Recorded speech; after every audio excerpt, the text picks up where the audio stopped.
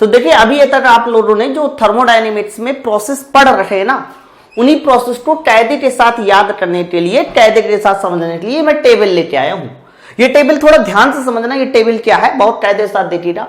Table में है क्या कि हम लोग ऊपर कुछ प्रोसेस के नाम लिखे, जैसे कि आप देख पा रहे हैं सबसे पहला प्रोसेस है आइसोक्लोरेट, दूसरा है आइसोबेरेट, आइसोबेरेट मतलब समतापी, और तीसरा है आइसोथर्मल, आइसोथर्मल मतलब समतापी, और अगला वाला प्रोसेस देखिए कौन सा, एडियाबैटिक।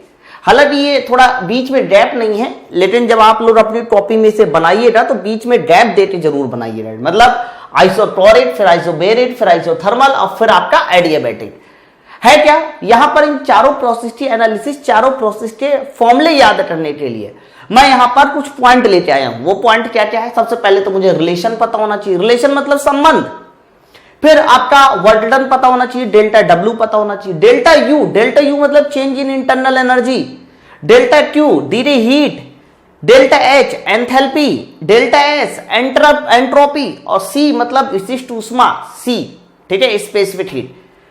तो सबसे पहले देखिए, पहले बात करेंगे आइसोक्लोरिक प्रोसेस की। तो सबको पता है आइसोक्लोरिक मतलब समायतनिक होता है, और समायतनिक में अगर आयतन तुम्हारा कांस्टेंट है तो जो संबंध आएगा वो प्रेशर और टेम्परेचर के बीच आएगा, तो संबंध आ गया P directly proportional to T। तो जो P directly proportional to T है, ये आपका संबंध है आइसोक्लोरिक प्रोसेस के लिए। फिर अगला है आइसोबेरेट, आइसोबेरेट मतलब समदाबी। अभी बताओ अगर दाब समान है तो संबंध किसके बीच आएगा, तो वॉल्यूम और टेम्परेचर के बीच, तो वॉल्यूम और टेम्परेचर के बीच वॉल्यूम डायरेक्टली प्रोपोर्शनल टेम्परेचर, जब प्रेशर कांस्टेंट होता है। और अगला है आइसोथर्मल, आइसोथर्मल में क्या होता है, टेम्परेचर कांस्टेंट होता है। मेरे भाई अगर टेम्परेचर कांस्टेंट है तो संबंध प्रेशर और वॉल्यूम में आएगा, तो संबंध याद करो तो यहां आया था P इंटू V बराबर कांस्टेंट, यानी प्रेशर और वॉल्यूम का गुणनफल कांस्टेंट। तो आप लोग को अपनी जो लाइन बनानी है ना, वो यहां आइसोक्लोरिक प्रोसेस, आइसोबेरेट, फिर आइसोथर्मल, और फिर आपका एडियाबैटिक। रही बात एडियाबैटिक की, तो मैं बता चुका हूं कि एडियाबैटिक में हीट कांस्टेंट होती है, ना प्रेशर कांस्टेंट होता, ना वॉल्यूम कांस्टेंट होता, ना टेम्परेचर, तीनों बदलते हैं। तो जब तीनों बदलते हैं तो यहां संबंध भी तीनों के बीच आएगा, यानी प्रेशर वॉल्यूम के बीच PV की पावर गामा बराबर कांस्टेंट। टेम्परेचर वॉल्यूम में बताइए क्या संबंध आया था, तो टेम्परेचर वॉल्यूम में मैंने बता रखा है TV की पावर गामा -1 बराबर कांस्टेंट। और भाई एक और संबंध आया था, वो संबंध था टेम्परेचर प्रेशर में, तो टेम्परेचर प्रेशर में संबंध आया था T की power gamma directly proportional to P की पावर गामा -1। तो ये सारे के सारे रिलेशन आपको याद होने चाहिए। अगला देखिए वर्क डन की बात करते हैं। तो सबसे पहले आइसोक्लोरिक प्रोसेस, आइसोक्लोरिक मतलब जिसमें वॉल्यूम कांस्टेंट हो। मेरे दोस्त अगर वॉल्यूम कांस्टेंट है तो कोई एक्सपेंशन नहीं हो सकता, और जब कोई एक्सपेंशन नहीं होगा तो इसका मतलब वॉल्यूम कांस्टेंट है, तो सर कोई भी एक्सपेंशन नहीं हो सकता, तो वर्क डन तुम्हारा 0।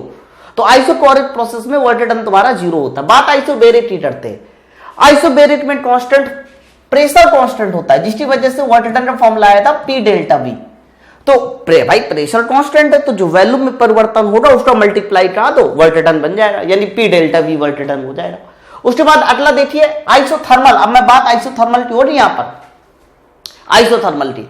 तो आइसोथर्मल में याद करो PV डायग्राम एक कर्व आया था, और कर्व के जब नीचे का एरिया निकाला था, प्रूफ आया था, तो इसके लिए जो वर्क डन का फॉर्मूला आया था वो आया था MRT log V2 by V1, MRT log V2 by V1। ये तुम्हारे आइसोथर्मल प्रोसेस के लिए वर्क डन का फॉर्मूला था।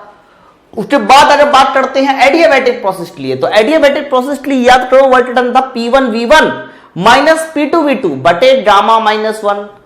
लेकिन वो लिखने के लिए मुझे इसको हटाना पड़ेगा, तो आप सब लोग इसको जब नोट्स बनाइएगा तो आप इसको लिख लीजिएगा, ठीक है। बाकी मैंने हटा दिया, तो यहां मैं वर्क डन का फॉर्मूला लिखूं फॉर एडियाबैटिक, तो P1 V1 minus P2 V2 और डिवाइड बाय नीचे हो जाएगा गामा -1। आप इस बात को पहले समझ पा रहे होंगे कि ये जो लाइन चलेगी ये आइसोक्लोरिक प्रोसेस की लाइन चलेगी, ये आइसोबेरेट की, ये आइसोथर्मल की, और ये तुम्हारे एडियाबैटिक की लाइन चलेगी। बात अगर चेंज इन इंटरनल एनर्जी की करते हैं, that means delta U T करते हैं, डेल्टा यू टी करते हैं, तो याद करो change in internal energy delta U का फॉर्मूला mCV डेल्टा टी। तो इधर भी भैया mCV डेल्टा टी ही होगा, इधर भी mCV डेल्टा टी ही होगा। लेकिन जब बात आइसोथर्मल की जाएगी तो याद करो आइसोथर्मल में तो टेम्परेचर कांस्टेंट, और जब दोस्त मेरे टेम्परेचर कांस्टेंट है तो डेल्टा टी हो जाएगा 0, जिसकी वजह से change in internal energy 0।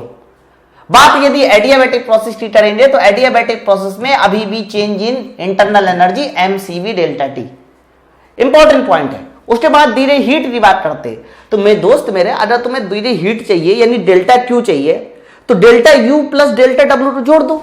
That means अगर डेल्टा डब्ल्यू और डेल्टा यू को जोड़ दिया जाए तो डेल्टा क्यू पता चल जाएगा। तो सोचते देखिए, जब यहां जोड़ोगे तो डेल्टा डब्ल्यू तो तुम्हारा यहां 0 है, तो डेल्टा क्यू का मान डेल्टा यू के बराबर है। यहां जोड़ा जाएगा तो याद करो, ये जोड़ के मैंने बताया था डेल्टा एच के बराबर आएगा, और यहां जोड़ोगे तो ये 0 हो गया तो सर डेल्टा डब्ल्यू के बराबर आएगा। और एडियाबैटिक प्रोसेस में धीरे हीट क्या होती है? 0 होती है, सबको पता है।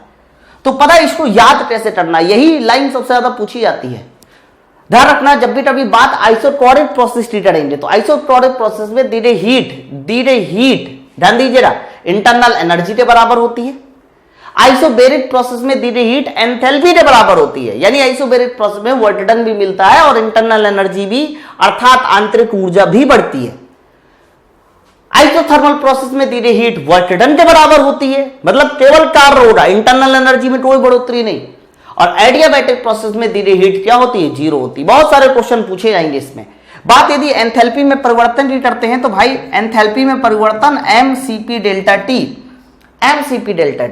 उसके साथ साथ हर बार एंथैल्पी में परिवर्तन एमसीपी डेल्टा टी होता है। लेकिन जब बात आइसोथर्मल प्रोसेस की जाएगी तो ध्यान रखना, आइसोथर्मल प्रोसेस में टेम्परेचर कांस्टेंट, और जब टेम्परेचर कांस्टेंट हो तो टेम्परेचर का परिवर्तन 0, तो डेल्टा एच का मान भी 0 के बराबर आ जाएगा। उसके बाद अगर बात एडियाबैटिक प्रोसेस की करते हैं तो एडियाबैटिक प्रोसेस में भी change in enthalpy MCP delta T ही होगी। आगे बात करते हैं delta S, change in entropy. तो याद करो, अगर बात आइसोटोरिक प्रोसेस की थी, जब मैंने प्रूव कराया था, तो आइसोटोरिक प्रोसेस में जो चेंज इन एंट्रोपी आई थी एमसीवी लॉग, अच्छा लॉग को हम लोग एलन भी लिख सकते हैं, T2/T1 आया था। अगर बात एम इसकी करते हैं आइसोबैरिक प्रोसेस की, तो आइसोबैरिक प्रोसेस में चेंज इन एंट्रोपी आई थी एमसीपी लॉग T2/T1 आया था, है ना। यानी सीवी वाले फॉर्मूले में आइसोटोरिक वाले प्रोसेस में सीवी, आइसोबैरिक वाले प्रोसेस में सीपी, और जब आइसोथर्मल के लिए हमने चेंज इन एंट्रोपी निकाली थी तो इसके लिए फॉर्मूला आया था mr log, और यहां आया था V2/V1 आया था, V2/V1। लेकिन एडियाबैटिक प्रोसेस के लिए change in entropy 0, adiabatic process के लिए चेंज इन एंट्रोपी 0 आई थी। इसका मतलब यह है कि एडियाबैटिक प्रोसेस में एंट्रोपी नहीं चेंज होती। इसी वजह से याद करो, एडियाबैटिक प्रोसेस को एक और नाम से भी जाना था, that is called isentropic process. तो ध्यान रखना, आइसेंट्रोपिक प्रोसेस किसको बोला जाता है? एडियाबैटिक प्रोसेस को बोला जाता है, क्योंकि इसमें चेंज इन एंट्रोपी 0 और चेंज इन एंट्रोपी 0, तो एंट्रोपी कांस्टेंट। आगे देखिए स्पेसिफिक हीट, विशिष्ट ऊष्मा। आइसोटोरिक में याद करो विशिष्ट ऊष्मा मैंने सीवी बताई, आइसोबैरिक में सीपी बताई, और आइसोथर्मल में याद करो मैंने विशिष्ट ऊष्मा इनफाइनाइट बताई, और एडियाबैटिक में विशिष्ट ऊष्मा 0 बताई। मतलब ये समझो कि ये विशिष्ट ऊष्मा तो मैं 2-3 बार आपको बता चुका हूं, है।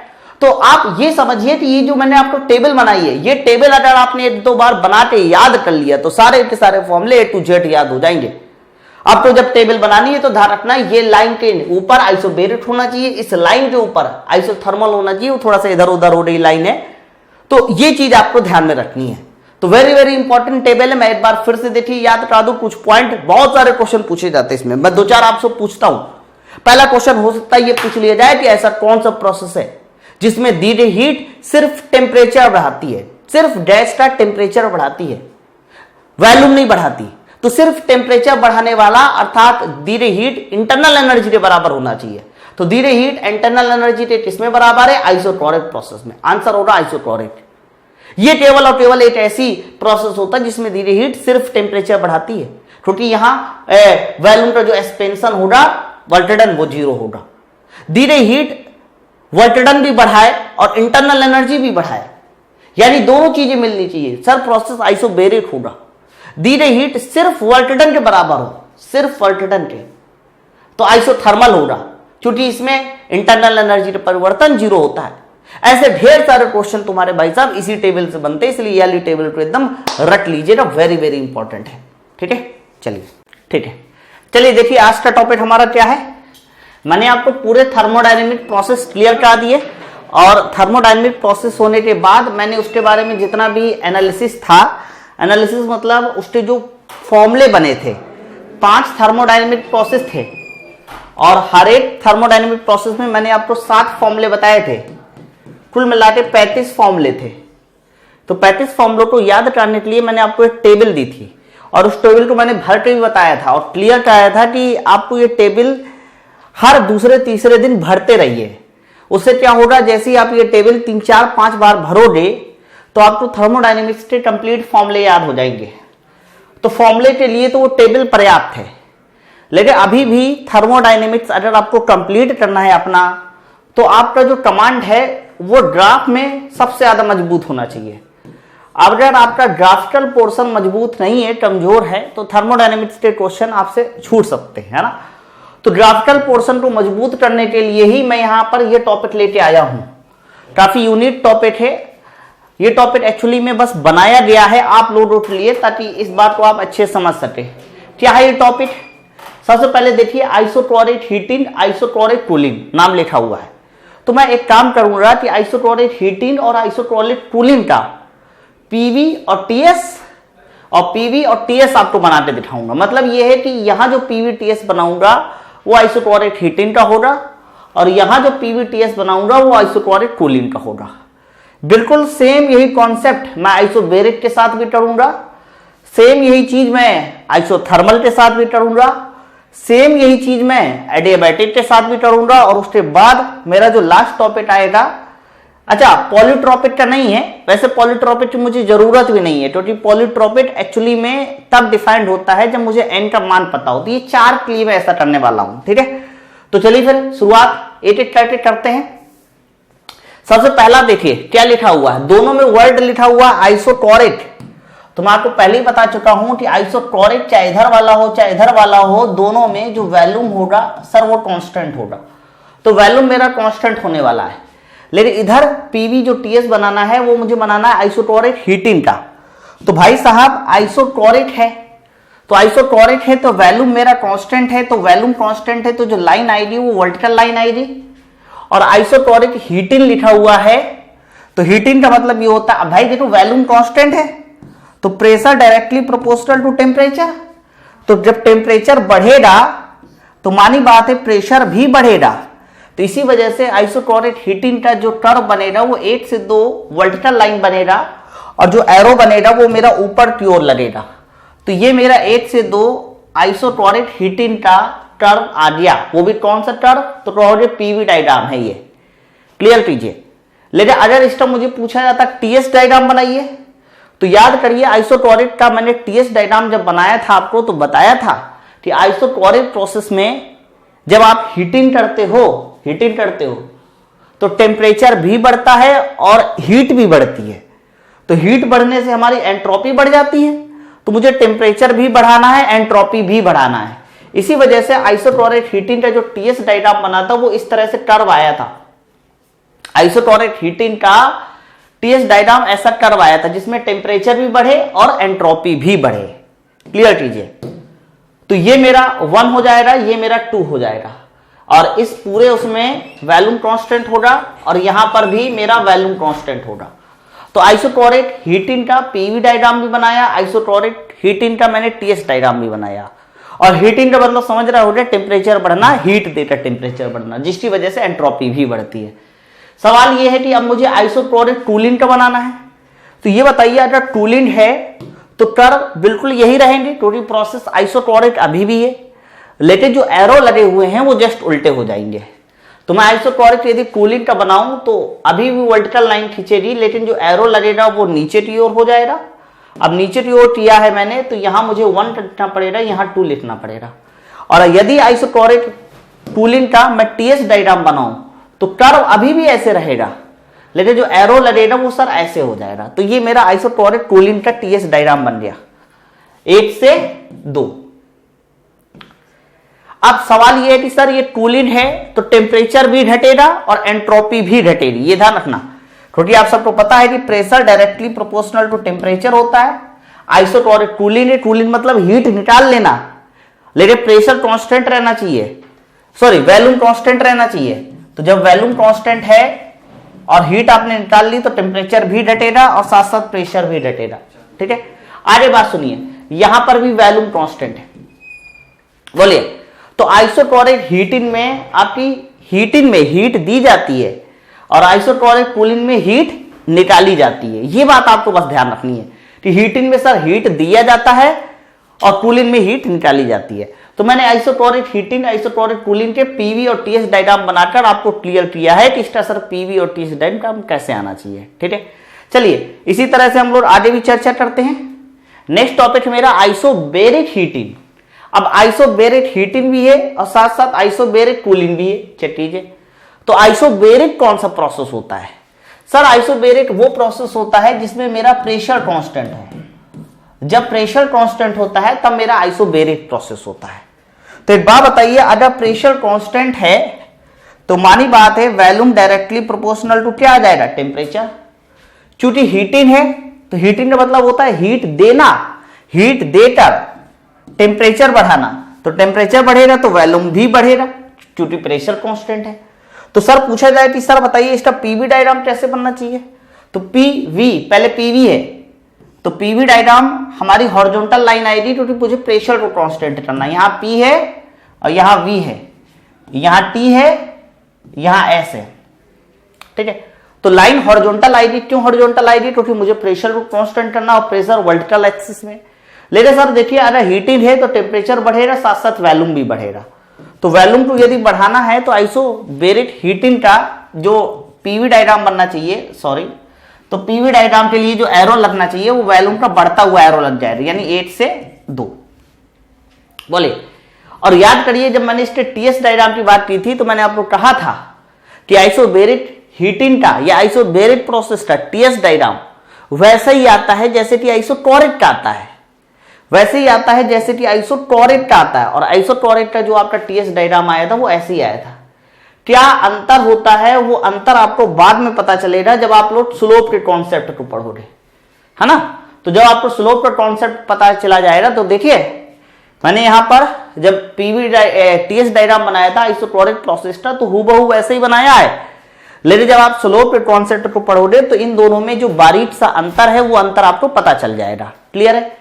इधर आइए, अब मैं बात यहां पीवी डायग्राम की करता हूं कि सर पीवी डायग्राम कैसे बनना चाहिए आइसोबेरिक कूलिंग का। तो सर कूलिंग है ना, तो जो कर्व है आइसोबेरिक का वो जस्ट उल्टा हो जाएगा, लेकिन एरो उल्टा करना है बस। तो आइसोबेरिक का कर्व यही रहा, एरो आप उल्टा कर दीजिए तो ये 1 से 2 सर हो जाएगा आइसोबेरिक कूलिंग। तो आइसोबेरिक कूलिंग का कर्व ये हो गया। सवाल ये है कि टीएस डायग्राम सर कैसे बनना चाहिए? तो टीएस डायग्राम भी बिल्कुल वैसे ही बनेगा, बस एरो आपका उल्टा लग जाएगा। तो एरो आप नीचे से ऊपर से नीचे की ओर लगा दीजिए। तो ये मेरा जो 1 से 2 है ये 1 से 2 हो जाएगा आइसोबेरिक कूलिंग। सर इसको कूलिंग क्यों कहा? कूलिंग इस वजह से कहा क्योंकि सर इस प्रोसेस में टेम्परेचर घटेगा, हीट निकाली जाती है और हीट निकालते टेम्परेचर घटेगा। तो सर हीट निकाली रही है इसी वजह से एंट्रोपी भी घटेगी, है ना, और साथ साथ वॉल्यूम भी घटेगा। वॉल्यूम क्यों घटेगा? वॉल्यूम इसलिए घटेगा क्योंकि प्रेशर कांस्टेंट है तो V directly proportional to T, और T घटा तो वॉल्यूम भी घटा। तो मैंने आइसोबेरिक और आइसोटोरिक के पीवी और टीएस डायग्राम बना दिए, हीटिंग का भी बनाया है, साथ साथ कूलिंग का भी बनाया है। ध्यान रखिएगा, ये 4 कर्व हो चुके हैं, है ना, 4 प्रोसेस कंप्लीट हो चुके हैं। अगला नंबर आता है, नेक्स्ट नंबर देखिए आइसोथर्मल एक्सपेंशन। अब याद करिए बात, यदि आइसोथर्मल प्रोसेस की जाती है तो आइसोथर्मल प्रोसेस का जो मैंने पीवी डायग्राम बनाया है वो कुछ ऐसे बनाया है। ये मेरा डायग्राम आया था आइसोथर्मल एक्सपेंशन का। आइसोथर्मल एक्सपेंशन, एक्सपेंशन सर इसे इस वजह से कहा जा रहा है क्योंकि इस डायग्राम में प्रेशर घट रहा है और जो वॉल्यूम है सर वो बढ़ रहा है, चेक कर सकते हैं। ठीक है, तो आइसोथर्मल ये मेरा एक्सपेंशन हो गया। अगर मैं इसका टीएस डायग्राम बनाऊं तो सर इसका टीएस डायग्राम कैसे बनना चाहिए? तो टीएस डायग्राम बनाने के लिए याद करिए आइसोथर्मल वर्ड लिखा है। तो आइसोथर्मल का मतलब होता है टेम्परेचर मेरा कांस्टेंट हो जाए, टेम्परेचर मेरा कांस्टेंट हो जाए। अगर ये बताइए टेम्परेचर को कांस्टेंट करना है तो लाइन कैसी? टेम्परेचर वाई एक्सिस में है ना। अगर टेम्परेचर वाई एक्सिस में है और उसको कांस्टेंट करना है तो लाइन हॉरिजॉन्टल आएगी।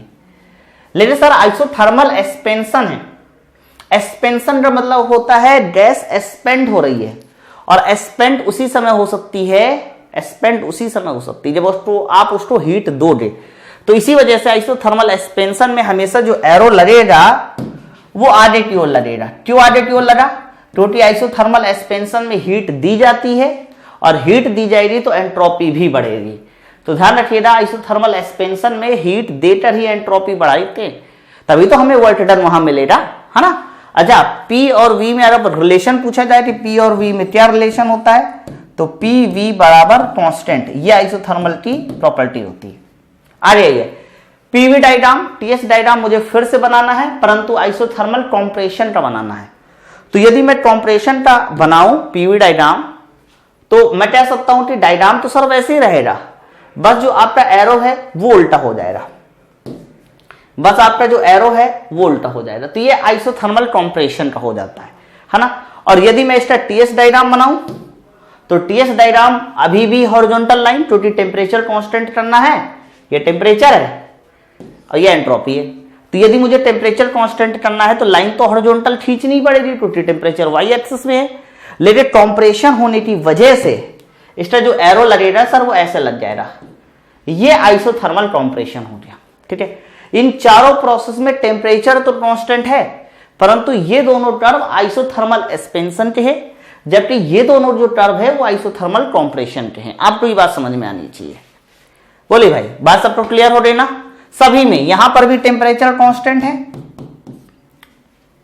यहां पर भी टेम्परेचर कांस्टेंट है, यहां पर भी टेम्परेचर कांस्टेंट है, और मेरे भाई यहां पर भी टेम्परेचर कांस्टेंट है। क्लियर है? चलिए एक और डायग्राम है, उस डायग्राम को भी देख लेते हैं। वो डायग्राम कौन सा है? अगला जो डायग्राम है मेरे पास वो है एडियाबैटिक एक्सपेंशन। सवाल ये है कि एडियाबैटिक एक्सपेंशन का PV डायग्राम कैसे आया था। तो याद करिए, एडियाबैटिक एक्सपेंशन में जो रिलेशनशिप थी वो थी PV की power gamma equal to constant. इसका मतलब यह है कि यदि एक पैरामीटर बढ़ेगा तो दूसरा पैरामीटर घटेगा। तो इसी वजह से इसका जो PV डायग्राम आया था वो हूबहू उसी जैसा आया था जैसे कि आइसोथर्मल का आया था। तो ये मेरा था एडियाबैटिक एक्सपेंशन, एडियाबैटिक एक्सपेंशन 1 से 2। परंतु एडियाबैटिक एक्सपेंशन में जो कांस्टेंट होता है वो हीट कांस्टेंट होती है। एडियाबैटिक एक्सपेंशन में हीट कांस्टेंट होती है। और उसके साथ साथ मैंने एक और बात बताई थी कि एडियाबैटिक एक्सपेंशन में हीट के साथ साथ एंट्रोपी भी कांस्टेंट होती है, एंट्रोपी भी कांस्टेंट होती है। इसी वजह से एडियाबैटिक प्रोसेस को एक और नाम से भी जानते हैं, वो नाम भी मैं आपको बता दूं, वो नाम होता है आइसेंट्रोपिक, वो नाम होता है आइसेंट्रोपिक प्रोसेस। तो एडियाबैटिक को आइसेंट्रोपिक भी कहते हैं। लेकिन मैं आपको अभी अधूरी बात है बता रहा हूं, पूरी बात आप आगे चल के पढ़ोगे। केवल एडियाबैटिक को ही आइसेंट्रोपिक नहीं कहते, रिवर्सिबल एडियाबैटिक को आइसेंट्रोपिक कहते हैं, ये ध्यान रखना, ये आगे चल के आप बात समझोगे हैं। चलिए TS डायग्राम बनाइए। तो भाई साहब एंट्रोपी कांस्टेंट है, तो एंट्रोपी भाई यहां पर आपका T लिया गया है, टेम्परेचर लिया गया है, और यहां पर ली गई है एंट्रोपी S। तो एंट्रोपी को यदि कांस्टेंट करना है, क्योंकि 1 से 2 में हीट कांस्टेंट है, ये एंट्रोपी कांस्टेंट है, एक ही बात है। हीट कांस्टेंट है या एंट्रोपी कांस्टेंट है, एक ही बात है ना। तो एंट्रोपी को कांस्टेंट करना है तो लाइन तो मेरी वर्टिकल आएगी, लेकिन एरो कहां लगेगा? तो मैं आपको बहुत अच्छे से स्पष्ट कर चुका हूं कि जब भी कभी एडियाबैटिक एक्सपेंशन होगा, मतलब गैसें अचानक से बाहर निकलेंगी। एग्जाम्पल ये बताइए, गर्मी के दिनों में जब टायर फटता है तो टायर के अंदर से जो हवा निकलती है वो गर्म हवा निकलती है कि ठंडी हवा निकलती है? तो कहोगे सर ठंडी हवा निकलती है, काफी ज्यादा ठंडी हवा। तो वो एक प्रकार का एग्जाम्पल एडियाबैटिक एक्सपेंशन का ही होता है। तो एडियाबैटिक एक्सपेंशन में हमेशा टेम्परेचर घटता है, ये बात मैं आपको बहुत पहले क्लियर भी कर चुका हूं। तो एडियाबैटिक एक्सपेंशन का जो कर्व बनेगा वो वर्टिकल लाइन तो बनेगी TS डायग्राम में, लेकिन टेम्परेचर घटेगा, इसी वजह से मेरा जो एरो लगेगा वो नीचे की ओर लगेगा। ये ध्यान रखना, ये बहुत ज्यादा इंपॉर्टेंट पॉइंट है और बहुत सारे लोग इसमें गलती भी करते हैं। एडियाबैटिक एक्सपेंशन और TS डायग्राम एडियाबैटिक एक्सपेंशन का। आ जाइए adiabatic compression. Sir adiabatic compression वही सेम डायग्राम बनेगा, बस अंतर ये होगा कि जो एरो आपका एक्सपेंशन के लिए लगा है उसका जस्ट आपको उल्टा करना पड़ेगा। तो ये डायग्राम मेरे एडियाबैटिक कॉम्प्रेशन का हो जाता है, एरो ऊपर की ओर और अभी भी हीट मेरी कांस्टेंट हो रही एडिवेटेड कंप्रेशन के लिए। सवाल ये है कि सर इसका टीएस डायग्राम कैसे आना चाहिए एडिवेटेड कंप्रेशन का, तो हूबहू वैसे ही आएगा, वैसे ही आएगा, बस एरो आपको उल्टा करना है। तो एडियाबैटिक कंप्रेशन का, और ध्यान रखना एडियाबैटिक कंप्रेशन में हमेशा टेम्परेचर बढ़ता है, एडियाबैटिक कंप्रेशन में हमेशा टेम्परेचर बढ़ता है। तो टेम्परेचर बढ़ता है, इसी वजह से मैं कह सकता हूं कि आपको ऐसा वर्टिकल लाइन खींचनी है जिसमें टेम्परेचर भी बढ़े। एंट्रोपी कांस्टेंट रहनी चाहिए परंतु टेम्परेचर बढ़ना चाहिए, क्योंकि एडियाबैटिक कंप्रेशन है, क्योंकि एडियाबैटिक कंप्रेशन है। देख लीजिए, एडियाबैटिक कंप्रेशन में हीट का लेन देन नहीं होता है। हीट टीएस डायग्राम के नीचे का एरिया हीट देता है, मैं आपको पहले बता चुका हूं, और पीवी डायग्राम के नीचे का एरिया वर्क देता है। तो हीट का लेन देन जीरो है, इसलिए देखिए नीचे कोई एरिया ही नहीं बनेगा, नीचे कोई एरिया ही नहीं बनेगा। लेकिन देखिए पीवी डायग्राम के नीचे एरिया बनेगा। तो मैं आपको पहले भी स्पष्ट कर चुका हूं कि एडियाबैटिक प्रोसेस में हीट नहीं दी जाती, फिर भी कार्य मिलता है। क्यों मिलता है? खुद की इंटरनल एनर्जी को खर्च करके कार्य मिलता है, ध्यान रखना। और एडियाबैटिक प्रोसेस वेरी फास्ट होता है, बहुत तेज होता है, इतना तेज होता है कि हीट के लेने देने के लिए समय ही नहीं रह पाता। ध्यान रखिएगा इस बात को। तो मैं कह सकता हूं कि एडियाबैटिक प्रोसेस में हीट मेरी कांस्टेंट होती है। तो adiabatic process, isobaric process, isochoric process, isothermal process, इन चारों प्रोसेस के लिए मैं आपको पीवी और टीएस डायग्राम बनाते दिखा चुका हूं। कमांड बहुत अच्छा होना चाहिए। दो बातें लास्ट में मैं दो बातें बोलूंगा, याद कर लीजिए। अगर मैं बात करता हूं पीवी डायग्राम की, तो पीवी डायग्राम में आइसोथर्मल और एडियाबैटिक, इन दोनों का पीवी डायग्राम लगभग सेम है। पीवी डायग्राम में एडियाबैटिक और आइसोथर्मल का पीवी डायग्राम देखिए, एडियाबैटिक और आइसोथर्मल इन दोनों का पीवी डायग्राम लगभग सेम है। और यदि मैं बात करता हूं टीएस डायग्राम, तो टीएस डायग्राम में आइसोबैरिक और आइसोटोरिक इन दोनों के टीएस डायग्राम लगभग सेम है। आपको लगभग सेम है, मैं बार बार बोल रहा हूं, स्लोप के कॉन्सेप्ट पढ़ेंगे पता चल जाएगा। तो टीएस डायग्राम आइसोबैरिक और आइसोटोरिक के सेम है लगभग, जबकि पीवी डायग्राम जो है हमारे वो आइसोथर्मल और एडियाबैटिक के सेम है। ठीक है, चलिए आगे आइए। इससे रिलेटेड मेरे पास और भी क्या कॉन्सेप्ट है वो भी जानते हैं। ये हो चुका है, ये भी हो गया, ये कंप्लीट। ये देखिए मेरे पास एक टेबल है, बहुत प्यारा, बहुत मजेदार खेल है। ये खेल आप खेलना सीख गए मेरे भाई, तो बिलीव मानिए आपका जो थर्मोडायनेमिक्स में उसमें कमांड बहुत अच्छा हो जाएगा, बहुत बढ़िया कमांड हो जाएगा।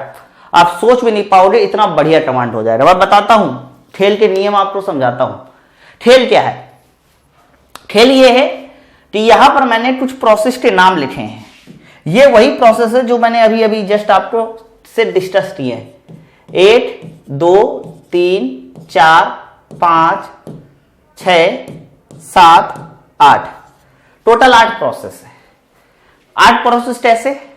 आइसोथर्मल, एडियाबैटिक, आइसोबैरिक, आइसोटोरिक के में के अंदर 2 प्रोसेस है, तो 4 दूनी 8 हो गए, है ना। आगे आइए, यहां पर कुछ मैंने टर्म्स लिखे हैं, जैसे कि पी मतलब यहां प्रेशर, वॉल्यूम, टेम्परेचर। देखिए पी वी टी ये अकेले लिखे हुए, परिवर्तन नहीं है, ये एब्सोल्यूट वैल्यू है। तो जब भी कभी एब्सोल्यूट वैल्यू के लिए मुझे बताना होगा, तो एब्सोल्यूट वैल्यू में या तो वो पैरामीटर बढ़ेगा या तो वो घटेगा, या फिर कांस्टेंट हो सकता है। मतलब मुझे जहां जहां एब्सोल्यूट वैल्यू लिखी हुई है वहां पर घटाना है या फिर बढ़ाना है या फिर कांस्टेंट लिखना है। परंतु थोड़ा इनको गौर कीजिए, तो यहां लिखा हुआ है डेल क्यू, यहां लिखा हुआ है डेल क्यू, मैं और अच्छे से लिख देता हूं इसको, डेल क्यू, और यहां लिखा हुआ है डेल डब्ल्यू, डेल डब्ल्यू। तो डेल क्यू का क्या मतलब होता है? सर डेल क्यू का मतलब होता है हीट में परिवर्तन, और डेल डब्ल्यू का मतलब क्या होता है? वर्क में परिवर्तन। तो आपको समझना पड़ेगा डेल क्यू और डेल डब्ल्यू का क्या मतलब है। तो डेल क्यू का मतलब होगा हीट में परिवर्तन, और डेल डब्ल्यू का मतलब होगा वर्क में परिवर्तन। ठीक है, आगे आगे क्या लिखा हुआ? एच, एच मतलब enthalpy, you internal energy, S मतलब एंट्रोपी। अब एक बात बताइए जरा, बहुत सारे पैरामीटर आपस में रिलेट है, तो मुझे कहने का मतलब यह है कि परिवर्तन को हमेशा बताना है पॉजिटिव में, निगेटिव में या फिर जीरो में। लेकिन जो एब्सोल्यूट वैल्यू लिखी है PVTHUS, ये बताना है घटने में, बढ़ने में या फिर कांस्टेंट में। क्लियर है? तो आपको नियम समझ में आ रहे होंगे कैसे सॉल्व करना है, एक एक प्रोसेस को लेना है। और ये सारी चीजें लिखने के लिए मुझे डायग्राम देखने की जरूरत नहीं है, मैं बिना डायग्राम देखे भी सवाल को सॉल्व कर दूंगा। जैसे कि पहला नाम को थोड़ा सा गौर से देखिए क्या लिखा हुआ है। पहला नाम लिखा हुआ है आइसोटोरिक हीटिंग। आइसोटोरिक हीटिंग, टोरिक वर्ड आया, तो आइसोटोरिक का मतलब क्या होता है सर, वैल्यूम मेरा कांस्टेंट है।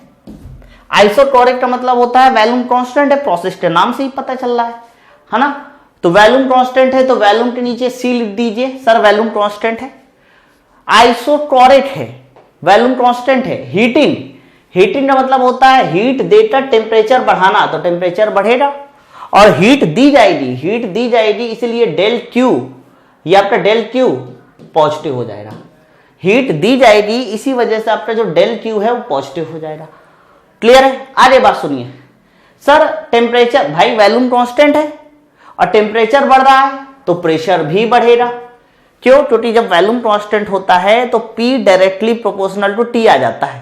क्लियर कीजिए भाई, PV बराबर MRT, वैल्यूम कांस्टेंट है तो P directly proportional to T, तो T बढ़ेगा तो PV बढ़ेगा। अच्छा सर, हीट आपने दी है, हीट का कह सकते हो परिवर्तन पॉजिटिव है, मतलब हीट आपने सिस्टम को दी है, और जब भी कभी सिस्टम को हीट दी जाएगी तो उसकी एंट्रोपी बढ़ेगी, उसकी एंट्रोपी बढ़ेगी, इसलिए मैंने एरो ऊपर की ओर लगाया। ठीक है, आगे बात सुनिए सर, वैल्यूम कांस्टेंट है, वैल्यूम कांस्टेंट है मतलब ना तो एक्सपेंशन हो रहा है ना ही कॉम्प्रेशन हो रहा है।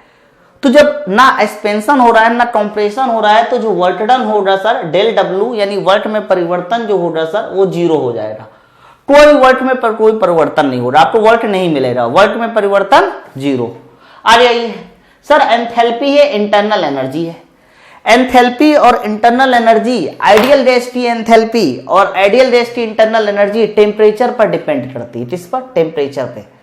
तो मेरे भाई आइडियल गैस की एंथैल्पी और इंटरनल एनर्जी टेम्परेचर पे डिपेंड करती है, तो टेम्परेचर देख लीजिए क्या हो रहा है, टेम्परेचर बढ़ रहा है ना, और जब टेम्परेचर बढ़ेगा तो मेरे भाई आइडियल गैस की एंथैल्पी और इंटरनल एनर्जी दोनों बढ़ेगी, है ना। अरे याद होना चाहिए ना, एंथैल्पी का फॉर्मूला होता है mCp डेल्टा टी, Cp, और इंटरनल एनर्जी का होता है Cv डेल्टा टी। तो मेरे भाई दोनों में T है ना, तो जब भी कभी T बढ़ेगा तो एंथैल्पी इंटरनल एनर्जी बढ़ेगी। आपने देखा इस प्रोसेस को सॉल्व करने के लिए मुझे PV डायग्राम बनाने की जरूरत नहीं पड़ी, TS डायग्राम बनाने की जरूरत नहीं पड़ी, मैंने बिना डायग्राम बनाए बताए हुए ये आपको समझा दिया कि इस प्रोसेस में कौन सा पैरामीटर घटेगा, कौन सा बढ़ेगा, कौन सा कांस्टेंट रहेगा, किसका परिवर्तन पॉजिटिव, किसका नेगेटिव, ये सब बता दिया। और यही चीज आपको भी आनी चाहिए, समझ लीजिए पहले आपको। ठीक है, चलिए एक और बार ट्राई करते हैं। दूसरा नंबर देखिए क्या लिखा हुआ, आइसोटोरिक कूलिंग। तो भाई साहब वर्ड आइसोटोरिक पकड़ में लिया, तो आइसोटोरिक है तो कंफर्म वैल्यूम कांस्टेंट होगा। सर कूलिंग लिखी हुई है, कूलिंग, कूलिंग का मतलब होता है टेम्परेचर घटना, तो मैंने टेम्परेचर घटा दिया। सर कूलिंग है, कूलिंग का मतलब है टेम्परेचर घटना और हीट को निकाल लेना, तो हीट को निकालोगे तो हीट का परिवर्तन आ जाएगा नेगेटिव में, क्योंकि हीट निकाली है। अच्छा सर वैल्यूम कांस्टेंट है, टेम्परेचर घट गया है, तो सर प्रेशर भी घट जाएगा। प्रेशर क्यों घटेगा? क्योंकि pressure directly proportional to temperature जब वैल्यूम कांस्टेंट होता है। अरे डेल डब्ल्यू सर ना तो कॉम्प्रेशन हो रहा है ना ही एक्सपेंशन हो रहा है, क्योंकि वैल्यूम मेरा कांस्टेंट है, तो मिलने वाला वर्क डन भी जीरो हो जाएगा। सर एंथैल्पी इंटरनल एनर्जी, तो एंथैल्पी इंटरनल एनर्जी जब भी कभी देखनी हो आप देखिए टेम्परेचर को, तो टेम्परेचर देखिए घट रहा है, और जब टेम्परेचर घट रहा है तो एंथैल्पी भी घटेगी और इंटरनल एनर्जी भी घटेगी। सोचिए इस बात को, टेम्परेचर घट रहा है तो एंथैल्पी भी घटेगी, इंटरनल एनर्जी भी घटेगी। सर एंट्रोपी देखनी है, तो एंट्रोपी देखनी है तो आप हीट को देखिए, तो हीट सर निकाली जा रही है ना, क्यों निकाली जा रही है? क्योंकि वर्ड यहां लिखा हुआ था कूलिंग। कूलिंग का मतलब होता है उसको ठंडा करना, और ठंडा कब होगा कोई सिस्टम? जब आप उससे हीट निकाल लोगे।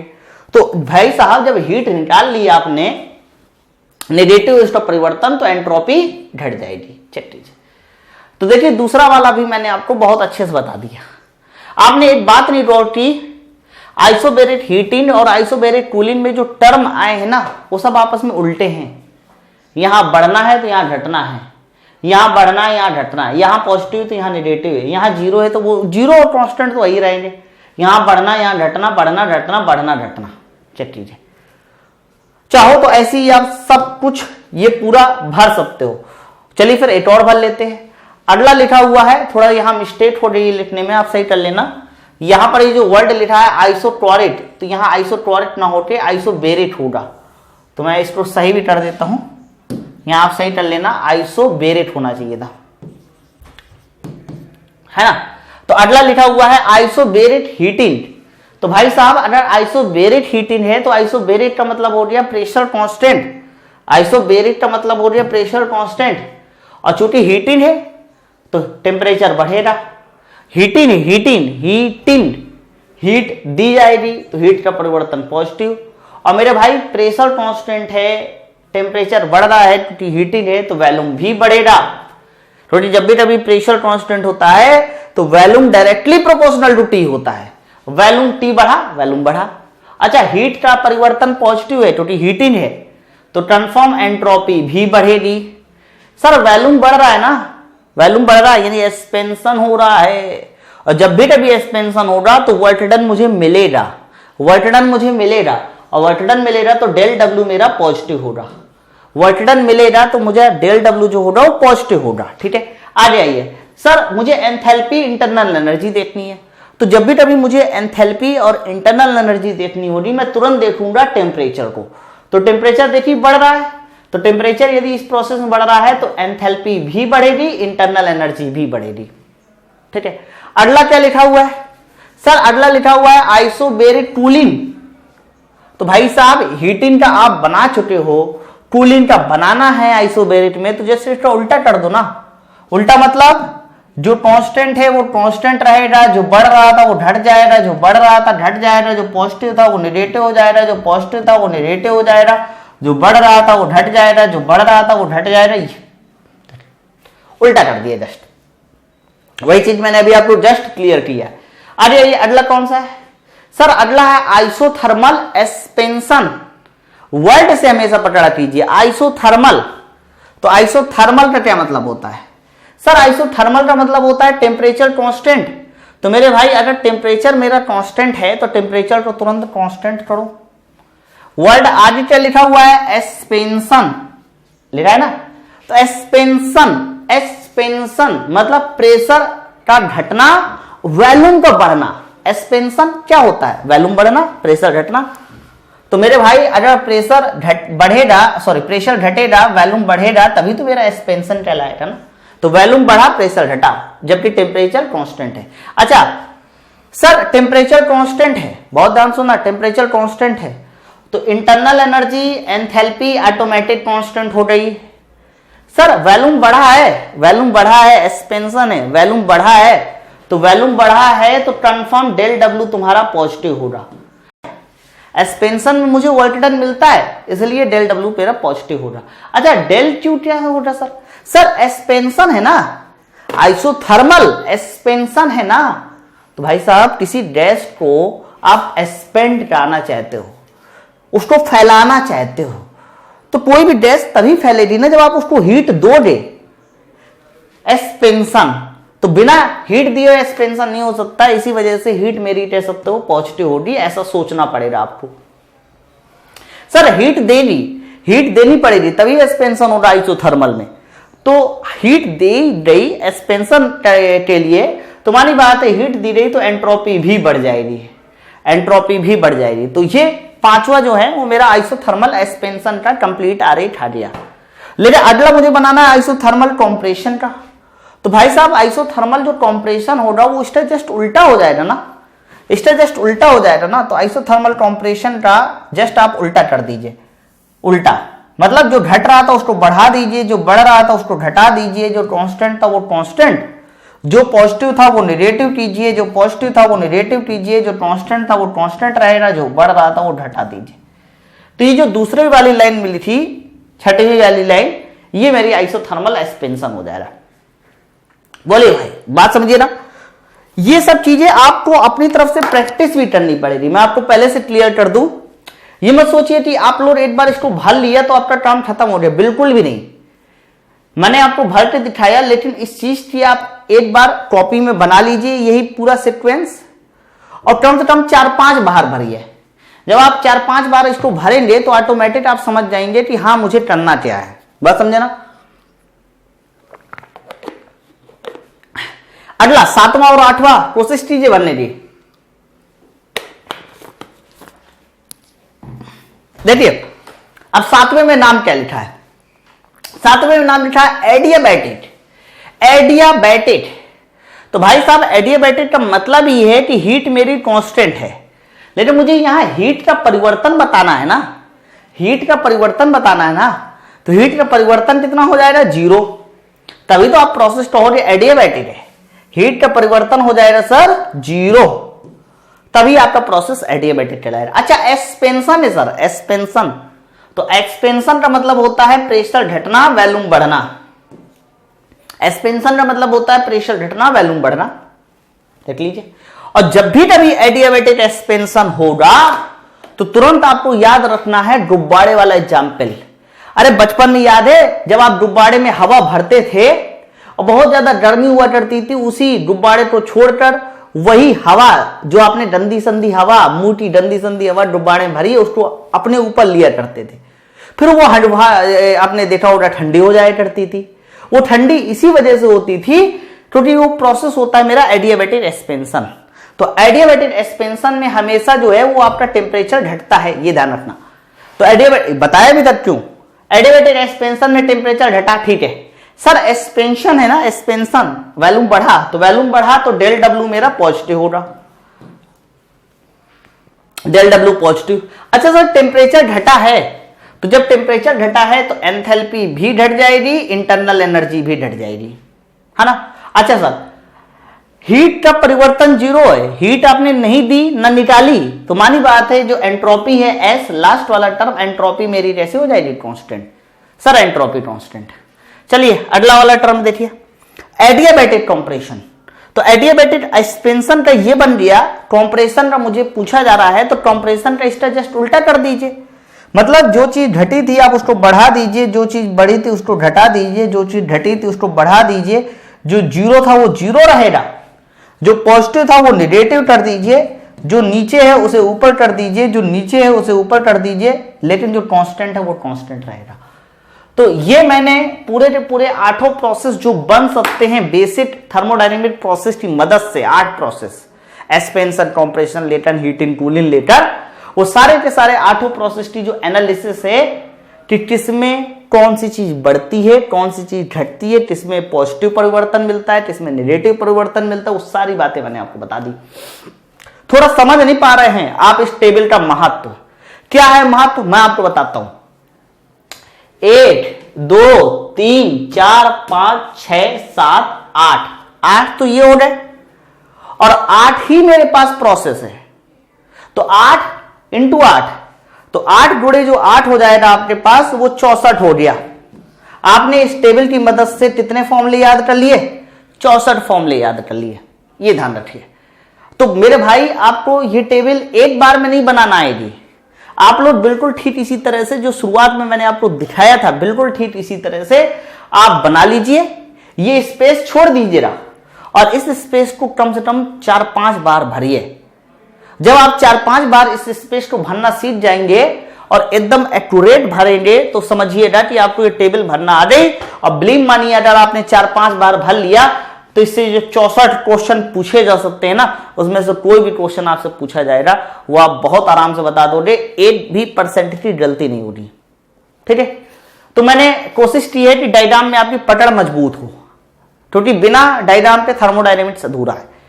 चलिए पकड़ को मजबूत करने का एक और काम भी करते हैं, वो काम है, अब मेरे पास नया काम आ गया है, बहुत बार चर्चा हुई है इस टर्म की, मैंने आपको हर बार इस टॉपिक को टाला है, स्लोप को, concept of slope in PV diagram. अगर आपका स्लोप नहीं समझे हैं, कॉन्सेप्ट ऑफ स्लोप नहीं समझे हैं, तो फिर ये अधूरा है डायग्राम, है ना। तो मैं आपको कॉन्सेप्ट ऑफ स्लोप बताने जा रहा हूं इन पीवी डायग्राम, पीवी डायग्राम, ठीक है। चलिए क्या है वो पीवी डायग्राम मैं आपको बताता हूं, बहुत आराम से समझेंगे, कोई जल्दबाजी नहीं है, क्योंकि ये अगर टॉपिक आपका अधूरा रह गया, ये टॉपिक आपका कमजोर रह गया तो डायग्राम में आपकी पकड़ नहीं आएगी, है ना। चलिए आइए समझते हैं। जैसे कि मैं आपसे कहूं कि मेरे पास ये कोई पीवी डायग्राम है और मैं आपसे पूछूं कि इस पीवी डायग्राम में जरा आइसोथर्मल एक्सपेंशन की लाइन खींच दीजिए, आइसोथर्मल एक्सपेंशन की, तो तुरंत कहोगे कि सर आइसोथर्मल एक्सपेंशन का मतलब होता है प्रेशर घटे वॉल्यूम बढ़े, और कई लोग मुझे ये टर्म खींच देंगे आइसोथर्मल एक्सपेंशन। वेरी गुड, बिल्कुल सही है सर, ये आइसोथर्मल एक्सपेंशन है। अगर कोई टर्म का नाम पूछे तो मैं पैराबोला कह दूंगा, आइसोथर्मल एक्सपेंशन, ठीक, कोई दिक्कत नहीं। फिर मैंने आपसे कहा कि ठीक है सर आइसोथर्मल एक्सपेंशन आपको आता है खींचना, वेरी गुड, बहुत अच्छे। मैं आपसे कह रहा हूं अब इसी पीवी डायग्राम में जरा एडियाबैटिक एक्सपेंशन खींच दीजिए, एडियाबैटिक एक्सपेंशन, तो तुरंत आप कहोगे कि सर एडियाबैटिक एक्सपेंशन भी बिल्कुल ऐसे ही आता है, एडियाबैटिक एक्सपेंशन भी बिल्कुल आता है। कोई कहे क्या कांस्टेंट है तो कहोगे हीट सर कांस्टेंट है एडियाबैटिक एक्सपेंशन में। नियम कौन सा होल्ड कर रहा है, नियम होल्ड कर रहा है पीवी की power gamma equal to constant, ठीक है, ये भी बिल्कुल एकदम बात सही है। तो सर ये बात बताइए, अगर मुझे इन दोनों डायग्रामों को अलग अलग बनाना होगा, इन दोनों डायग्रामों को अलग अलग बनाना होगा तब तो वेरी गुड, बहुत अच्छे, सही है एकदम। लेकिन बाय द वे किसी ने कह दिया कि सर इन दोनों डायग्रामों को जरा एक साथ बना के दिखा दो, तब हम आपको जाने, उसे भी देख लीजिए। जैसे कि ये मेरा पीवी डायग्राम है और इस पीवी डायग्राम में मैं इसी तरह का दो कर्व बना दूं, मैं इसी तरह का दो कर्व बना दूं, एक कर्व ऊपर वाला है और दूसरा कर्व नीचे वाला है। मैं नाम दिए देता हूं, इस ऊपर वाले कर्व को मैंने फर्स्ट नंबर का कर्व कहा है, नीचे वाले कर्व को मैंने सेकेंड नंबर का कर्व कहा है। मैंने कहा ये दोनों कर्व में से कोई एक आइसोथर्मल एक्सपेंशन है और दूसरा कर्व आपका एडियाबैटिक एक्सपेंशन है। आपको यह पहचानना है कि इन दोनों में से कौन सा कर्व आइसोथर्मल एक्सपेंशन होगा और कौन सा कर्व एडियाबैटिक एक्सपेंशन होगा, दैट्स इट।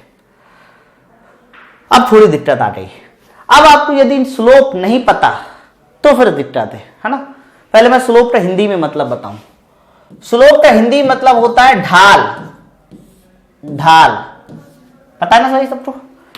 साइकिल चलाते हैं, बाइक चलाते हैं, ये कहोगे कोई ढाल नहीं, बहुत अच्छे सर, ढाल आ गई, थोड़ा और ज्यादा टेढ़ा कर दो ढाल तो सर बहुत ज्यादा है। कभी आप वैष्णो देवी की चढ़ाई चढ़िए तो उसमें देखिए कितनी ज्यादा ढाल रहती है। तो ढाल का मतलब क्या होता है सर, कि जो जितना ज्यादा वर्टिकल होता चला जाए, जो जितना ज्यादा वर्टिकल होता चला जाए उसकी ढाल सर ज्यादा होती है, अर्थात उसकी स्लोप ज्यादा होती है। तो मैं आपसे अगर ये पूछता हूं कि इसमें से बताइए किसकी स्लोप ज्यादा है, किसकी स्लोप कम है, तो कहोगे सर जो कर्व जितना ज्यादा वर्टिकल होगा उसकी स्लोप उतनी ज्यादा होगी। तो आप देख पा रहे हैं कि पहला और दूसरे में से दूसरा वाला जो कर्व है, नीचे वाला कर्व, लेकिन मैं नीचे ऊपर मत याद कीजिए, ढाल ज्यादा है बस वही याद कीजिए। तो जो नीचे वाला कर्व है आपका उसकी सर ढाल ज्यादा है ना। तो जिसकी भी ढाल ज्यादा होती है याद रख लीजिए सर वो एडियाबैटिक होता है, और जिसकी ढाल कम होती है सर वो आइसोथर्मल होता है।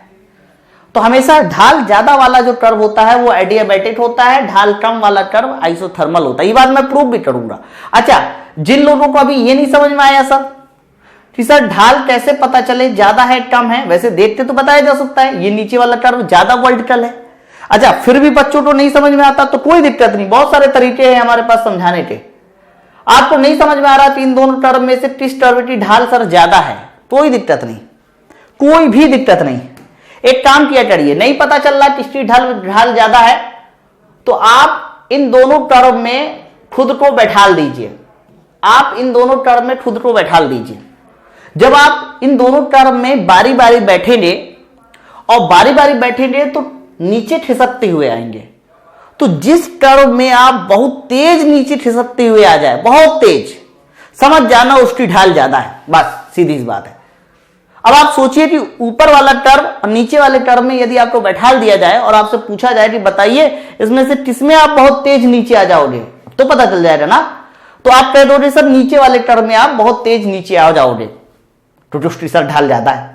तो ढाल ज्यादा कम ये सब आप देख के ही ऑब्जर्व कर सकते हो और आपको ऑब्जर्व करना भी पड़ेगा, ये अपने आप की बात है। ठीक है, चलिए, तो मैंने अभी बताया कि जिसकी ढाल सर ज्यादा होगी पीवी डायग्राम में हमेशा वो होगा एडियाबैटिक प्रोसेस, और सर जिसकी ढाल कम होगी सर वो आइसोथर्मल होगा। याद कर लीजिए, ये बात मैं प्रूव भी करने वाला हूं। ठीक है, आगे बात सुनिए।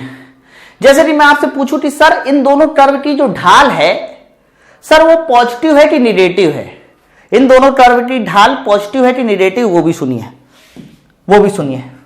मैथ में जब आपसे कहा जाता था कि सर स्लोप निकालिए, तो स्लोप m निकालने का जो फॉर्मूला होता है सर वो tan थीटा होता है, ये बात सबको पता है।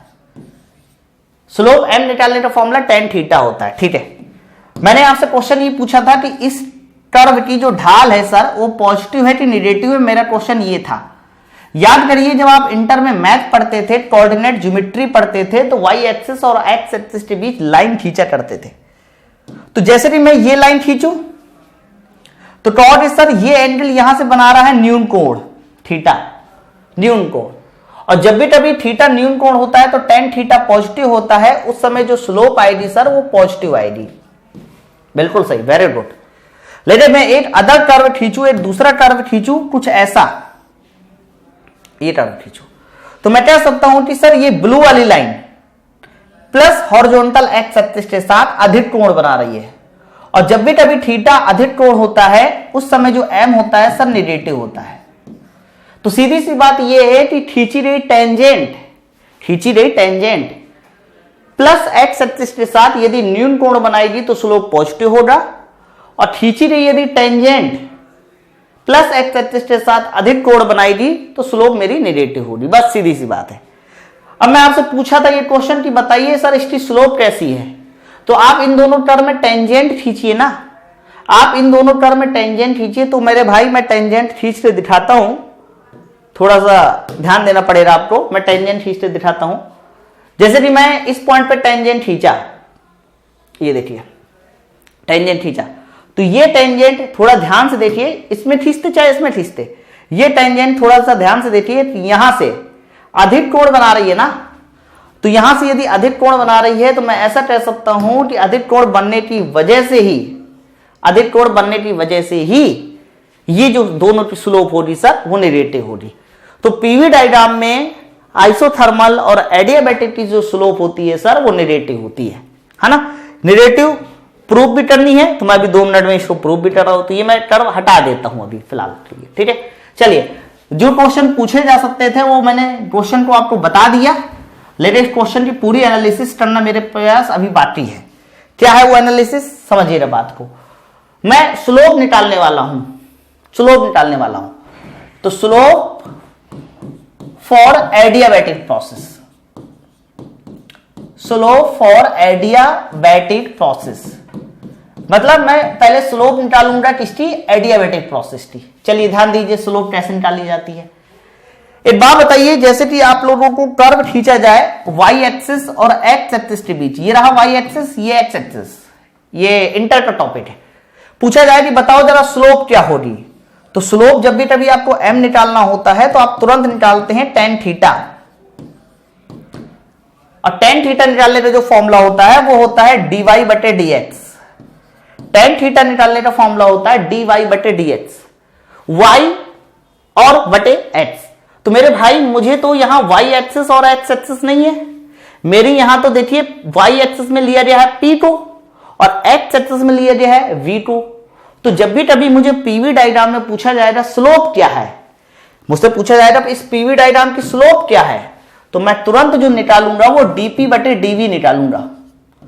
तो मैं ऐसा कह सकता हूं कि सर ये जो dp बटे dv आएगा, अब भाई p y में है ना, तो जब p मेरा y एक्सिस में है और ये मेरा v x एक्सिस में है, तो dy बटे dx कहूं या dp बटे dv कहूं, तो यही मेरा कह सकता हूं कि ये सर यही स्लोप है।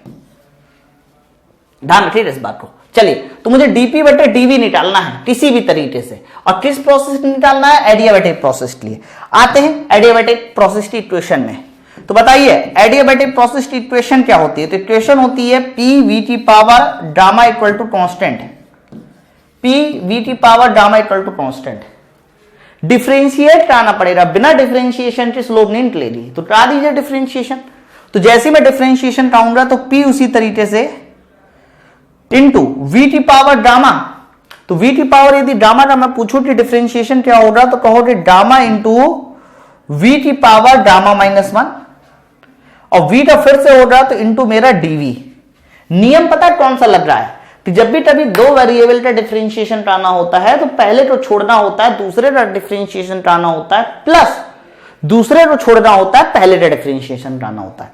तो मैंने वही सेम काम किया, पहले पी को छोड़ा और वी की पावर गामा का डिफरेंशिएशन करा दिया। अब मैं छोड़ूंगा वी की पावर गामा को और कराऊंगा किसका डिफरेंशिएशन, पी का। तो जैसे ही पी का डिफरेंशिएशन कराऊंगा तो डीपी हो जाएगा और यहां जो कांस्टेंट होता है उस कांस्टेंट का डिफरेंशिएशन मेरे पास 0 होता है।